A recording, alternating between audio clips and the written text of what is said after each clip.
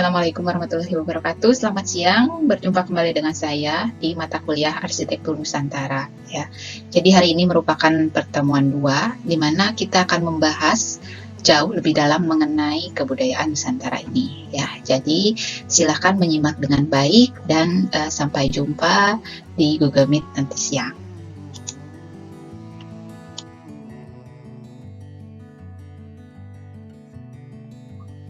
Ya, jadi untuk pertemuan 2 ini, saya akan melanjutkan mengenai pembahasan kebudayaan, ya, di mana kebudayaan ini merupakan acuan dasar di mana kita belajar lebih jauh mengenai bagaimana atau apa saja yang menjadi asal mula berasalnya arsitektur Nusantara ini, ya, tentunya dari kebudayaan itu sendiri, ya.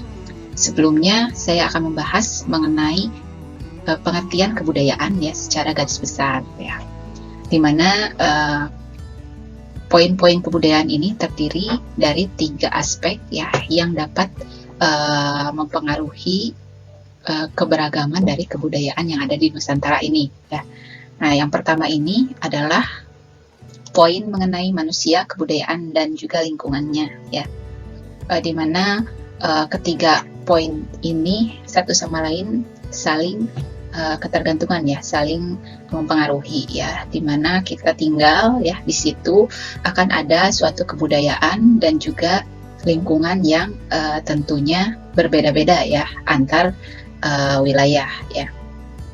Nah, kemudian juga terdapat akulturasi budaya, ya, di mana ada semacam proses, ya, yang dapat mengubah kebudayaan tertentu, ya, baik itu diubah berdasarkan pengaruh dari luar, ya, atau budaya asing, ataupun pengaruh dari masing-masing wilayah tentunya di Indonesia ini sendiri, ya. Kemudian ada juga poin penting mengenai wujud kebudayaan di dalam arsitektur itu sendiri, ya. Bagaimana wujud kebudayaan mempengaruhi dalam bentukan-bentukan arsitektur yang ada saat ini. Nah, poin pertama yang akan saya jelaskan mengenai manusia, kebudayaan, dan lingkungannya, ya. Seperti saya katakan tadi bahwa ketiga poin ini, ya, saling berkaitan satu sama lain, ya, di mana manusia memiliki suatu unsur yang sangat berpengaruh terhadap kebudayaan serta lingkungannya, ya. Dan tentunya begitu pula dengan kebudayaan ataupun lingkungan, ya. Jadi ketiga macam poin ini merupakan suatu kesatuan, ya, suatu kesatuan yang terwujud, ya, dengan adanya hubungan ketergantungan satu sama lain, ya, di mana memiliki suatu paham kebudayaan yang berbeda-beda, ya. Nah, kemudian wujud dari kesatuan ini, ya, akan menciptakan suatu aspek, ya, yang mendukung, ya, terjadinya suatu penciptaan, ya, pewaris atau penerima waris, ya, di mana manusia sebagai subjeknya dan juga pendukung dari kebudayaan tersebut, ya. Nah, kemudian perubahan kebudayaan ini dapat mempengaruhi dan juga mengakibatkan kebudayaan yang berbeda, ya, dengan cara melihat, menginterpretasi, dan juga merasakan suatu lingkungan alam dan fisik dengan cara yang berbeda pula. Nah, hubungan ketergantungan antara manusia, kebudayaan, dan lingkungan ini juga mempengaruhi dari tingkat kualitas kesejahteraan hidup, ya, manusia dan juga kondisi lingkungan sekitarnya. Nah, tentunya poin-poin tersebut atau faktor-faktor tersebut adalah yang mempengaruhi perkembangan kebudayaan secara keseluruhan, ya. Kebudayaan tersendiri bersifat dinamis, ya, yang artinya dapat berubah-ubah, ya, di mana kita tinggal di situ akan ada kebudayaan yang berbeda satu sama lain, ya. Nah, kebudayaan ini pun mengakibatkan suatu perubahan kebudayaan, ya. Nah, kemudian proses perubahan kebudayaan ini terjadi di dalam suatu sistem, ya, di dalam kemasyarakatan, ya, yang satu sama lain biasanya mencakup aturan atau norma-norma, ya, yang digunakan sebagai pegangan dalam kehidupan bermasyarakat, ya, seperti misalnya norma agama, ya, kemudian norma-norma dalam lingkungan kemasyarakatan, ya, kemudian bahasa dan lain sebagainya. Nah, kemudian kebudayaan ini pun mempengaruhi lingkungan hidup, ya. Seiring berbedanya kebudayaan, tentunya lingkungan hidup pun berubah, ya. Seperti misalnya ketika kita tinggal di daerah Lampung, ya, tentunya akan berbeda rasanya jika kita tinggal di daerah kebudayaan Jawa, ya, misalnya, ataupun misalnya kebudayaan Bali, ya, atau kebudayaan Kalimantan dan sebagainya, ya. Nah, itu pun merupakan salah satu bentuk-bentuk tradisi, ya, yang diturunkan turun-temurun oleh para nenek moyang, di mana dalam satu wilayah tertentu juga tentunya adat atau tradisi masing-masing menjadi suatu bentuk kekhususan di dalam suatu kebudayaan, ya, yang selalu harus dilestarikan oleh masyarakatnya itu sendiri, ya. Nah, tentunya dari berbagai macam banyaknya kebudayaan tersebut yang menimbulkan banyak sekali gejala paradoks, ya, atau situasi yang bertentangan dengan kebenaran atau kenyataan yang ada di masyarakat itu sendiri. Nah, kemudian terjadinya faktor perubahan kebudayaan, ya, di mana faktor tersebut, ya, salah satunya adalah penemuan atau discovery, ya, di mana penemuan ini, ya, tidak sengaja, ya, sifatnya tidak sengaja meskipun menyodorkan fakta-fakta baru, ya, terkait dengan kebudayaan, ya. Kemudian penemuan ini juga dinyatakan sebagai persepsi yang mengenai hakikat suatu gejala atau hubungan antara dua gejala atau lebih, ya. Kemudian ada juga faktor penciptaan bentuk baru, ya, atau invention, ya. Invention sendiri merupakan penemuan yang terjadi karena memang dilakukan upaya pencarian, ya, sehingga cenderung melahirkan teori baru, ya. Kemudian invention sendiri, ya, merupakan pembuatan bentuk baru berupa benda atau pengetahuan, ya, yang dilakukan melalui proses penciptaan dan didasarkan pada pengetahuan. Kemudian faktor yang lain adalah diffusion, ya. Jadi diffusion ini merupakan proses penyebaran dari unsur-unsur kebudayaan. Kemudian diffusion ini juga dinyatakan sebagai proses komunikasi yang bersifat penjelajahan, ya. Nah, ketiga faktor ini menimbulkan suatu faktor innovation, ya, di mana innovation ini merupakan proses pembaruan dari penggunaan sumber-sumber alam, energi, dan juga penataan kembali tenaga kerja dan teknologi yang ada di dalam masyarakat, ya, sebagai suatu sistem produksi terbarukan. Unsur-unsur kebudayaan baru atau asing di dalam suatu masyarakat, ya, diteliti oleh salah satu ahli yaitu Suparlan, ya, yang menyatakan bahwa ada berbagai macam unsur yang mempengaruhi masuknya budaya asing ke dalam suatu wilayah masyarakat, ya.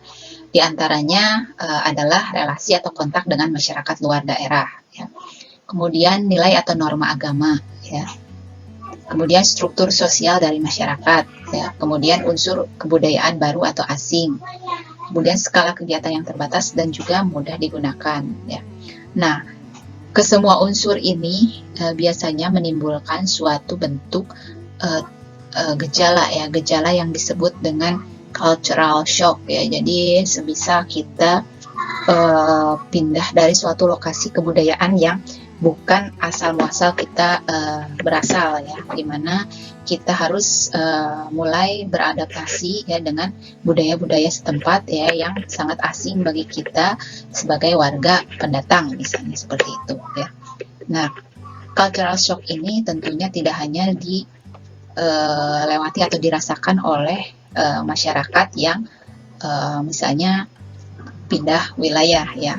Kemungkinan juga masyarakat yang berpindah dari satu kota ke kota lain juga biasanya mudah atau bisa mengalami cultural shock ini, ya, dimana akibatnya adalah perubahan kebudayaan, ya, yang membawa resiko untuk membuat subjek itu tersesat dalam buatannya sendiri, ya. Alih-alih kita beradaptasi, ya, mungkin bisa saja cultural shock ini membuat kita istilahnya stres, ya, atau susah beradaptasi dengan lingkungan baru, ya.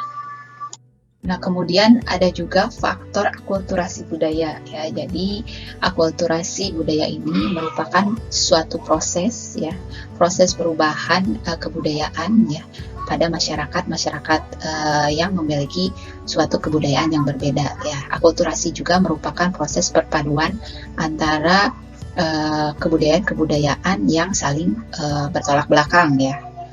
Nah, kemudian konsep akulturasi budaya ini merupakan proses sosial yang timbul ya apabila sekelompok manusia dengan suatu kebudayaan tertentu dihadapkan pada unsur kebudayaan asing.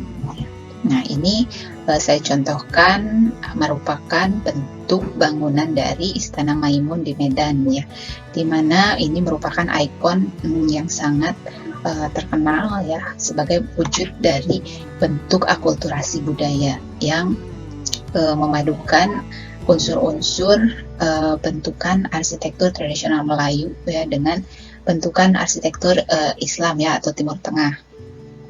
Kemudian akulturasi budaya ini juga merupakan suatu bentuk yang ditimbulkan oleh kelompok atau individu yang memiliki kebudayaan yang berbeda namun saling berhubungan secara langsung atau secara intensif ya. Seperti contohnya juga ada bangunan ya Masjid Agung Demak ya, Demak. Kemudian salah satu bentuk akulturasi yang lain ya yaitu Masjid Menara Kudus ya, di mana masjid ini merupakan salah satu bentuk akulturasi Islam ya dengan budaya Nusantara ya, pada masa itu adalah budaya Hindu Jawa ya. Kemudian ada pula bentuk akulturasi budaya ya di dalam bentukan pura ya di Bali ya, di mana merupakan suatu akulturasi budaya Tionghoa ya, yang diterapkan ke dalam bentukan arsitektur Bali. Proses akulturasi ini terdapat dua macam bentuk ya, di mana yang pertama merupakan covered culture ya, yang merupakan sistem nilai-nilai budaya atau keyakinan agama yang dianggap keramat ya. Beberapa adat yang sudah dipelajari dalam proses sosialisasi individu masyarakat, dan beberapa adat juga mempunyai fungsi yang terjaring luas di dalam masyarakat. Kemudian ada juga overt culture ya, kebudayaan fisik yang berupa alat-alat atau benda yang berguna ya, namun ilmu pengetahuan, tata cara dan cara hidup serta rekreasi pun berguna pula dan juga memberikan rasa aman bagi kebudayaan masyarakat itu sendiri. Berikut juga merupakan contoh dari bentukan arsitektur yang mengalami akulturasi budaya ya. Jadi kelenteng Sampokong ya, di mana merupakan bentuk akulturasi budaya Islam dan juga Tiongkok ya.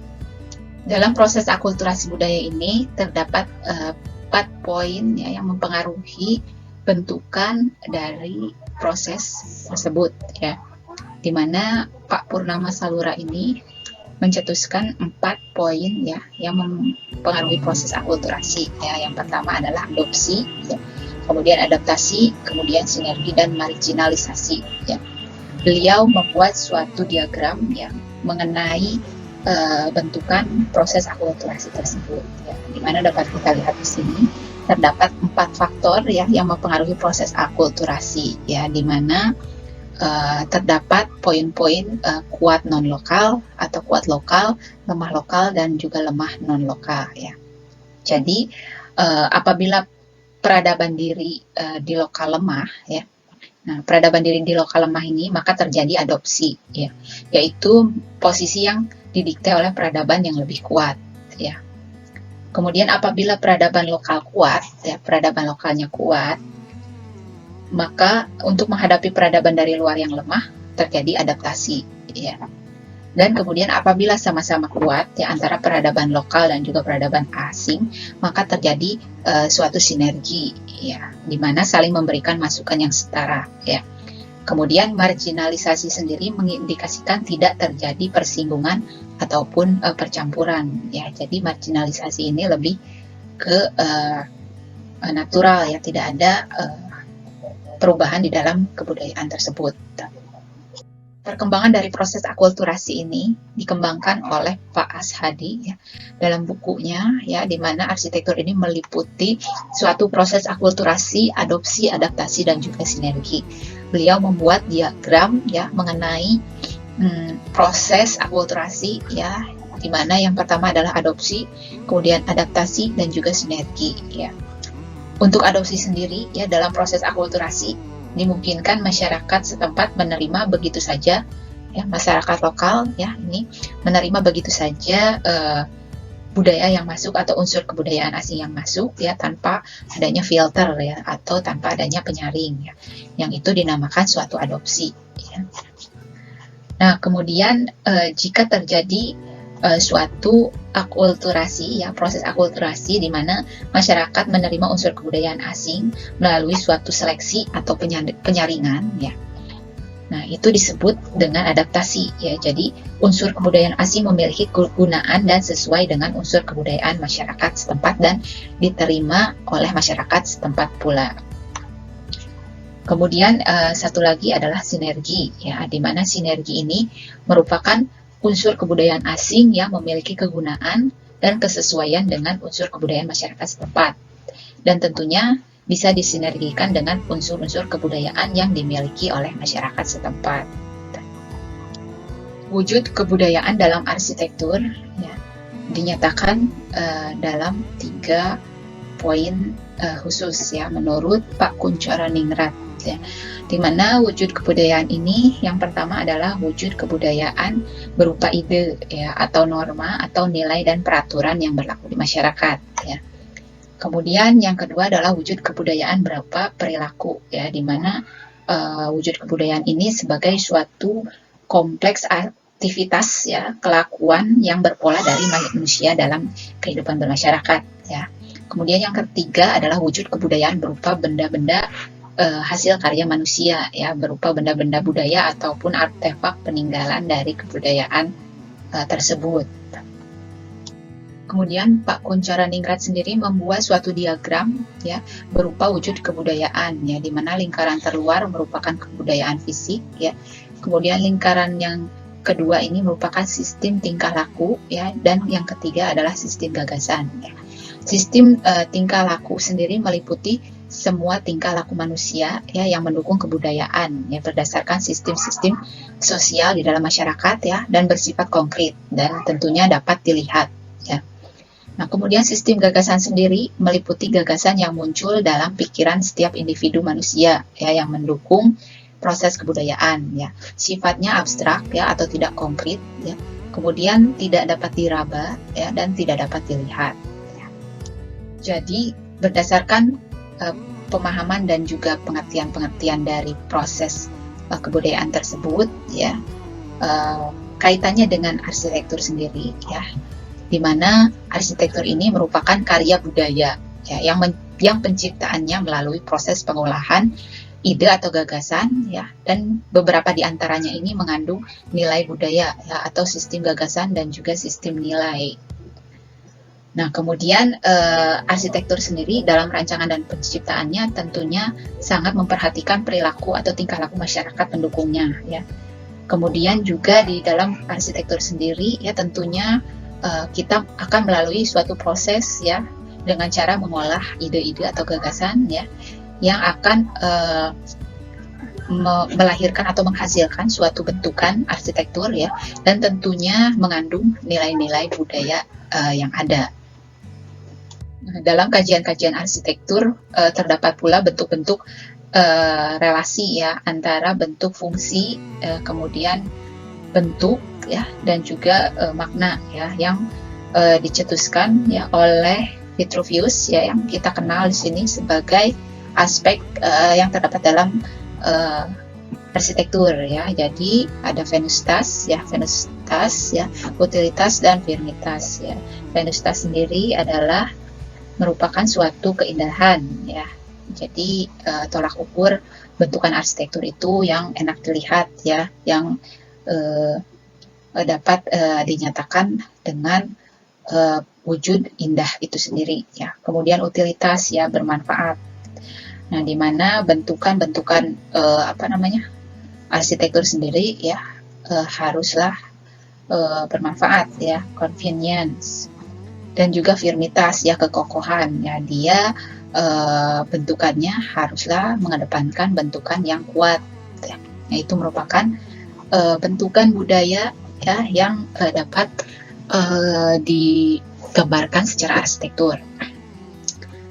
Kemudian ada pula yang mencetuskan bahwa ada aspek dalam arsitektur ya yang mempengaruhi satu sama lain ya. Jadi keenam aspek ini adalah function, spirit, construction, form, konteks, dan juga meaning ya. Jadi relasi-relasi bentuk, makna, dan juga fungsi tersebut ya dikembangkan menjadi beberapa macam aspek ya yang satu sama lain saling berkaitan. Kemudian juga ada diagram relasi antara tiga aspek dalam arsitektur ya, makna, fungsi, dan bentuk ya, sama seperti wujud aspek dari Vitruvius ya. Kemudian dikembangkan pula menjadi suatu gagasan ya yang timbul dengan ditambahkan dengan suatu aspek gagasan ya sebagai penggerak terjadinya relasi dalam kebudayaan dan juga berarsitektur. Gagasan arsitektur sendiri merupakan bagian dari sistem gagasan ya, dan makna arsitektur ya merupakan nilai yang dalam kerangka wujud kebudayaannya ditempatkan sebagai suatu sistem gagasan ya. Berikut merupakan diagram dari gambar arsitektur ya sebagai bagian dari kebudayaan ya. Kemudian digambarkan pula bahwa terdapat 4 aspek arsitektur ya sebagai wujud dari kebudayaan ya, unsur-unsur kebudayaan ya. Ada kebudayaan fisik ya, kemudian sistem sosial, dan juga sistem gagasan ya, yang tentunya mengaitkan dengan fungsi, bentuk, makna, dan juga gagasan yang telah dipaparkan di diagram sebelumnya ya. Kemudian aspek bentuk, fungsi, dan makna dalam kebudayaan tersendiri dinyatakan bahwa memiliki unsur-unsur yang sangat berkaitan ya, di mana unsur tersebut ya salah satunya adalah fungsi ya. Fungsi ini menunjukkan pengaruh terhadap suatu yang lain ya. Jadi fungsi ini tidak dapat berdiri sendiri ya, namun justru dalam suatu hubungan tertentu memperoleh suatu arti atau maknanya tersendiri ya. Jadi fungsi ini menyangkut suatu bentuk relasi atau hubungan kebudayaan. Jadi dapat disimpulkan bahwa proses kebudayaan ya yang terjadi di dalam bentukan arsitektur ya secara umum ya, bahwa arsitektur dapat memberikan rona bagi kegiatan tertentu ya, menyatakan suatu status ya, dan juga menampilkan atau mendukung keyakinan yang ada di dalam masyarakat ya. Dan juga arsitektur ini dapat menyampaikan informasi serta membantu menetapkan identitas dari suatu kelompok ya, dan juga dapat menerapkan suatu sistem-sistem nilai yang diberlakukan di dalam masyarakat ya. Kemudian arsitektur sendiri memiliki fungsi ya, yang fungsi arsitektur sendiri memiliki kaitan erat dengan bentuk arsitektur dan juga makna arsitektur ya, di mana bentukan arsitektur yang beraneka ragam ini ya, seperti penggunaan bahan bangunan yang bervariasi, kemudian makna dan fungsi dari manusianya itu sendiri ya, tercipta dari berbagai macam proses kebudayaan ya yang terjadi di dalam masyarakat. Ya baik, sekian materi kuliah hari ini ya. Jika ada pertanyaan silahkan ditampung dulu ya, dan akan kita diskusikan nanti siang di Google Meet ya. Jadi saya ucapkan terima kasih. Assalamualaikum warahmatullahi wabarakatuh. Selamat siang dan sampai jumpa minggu depan.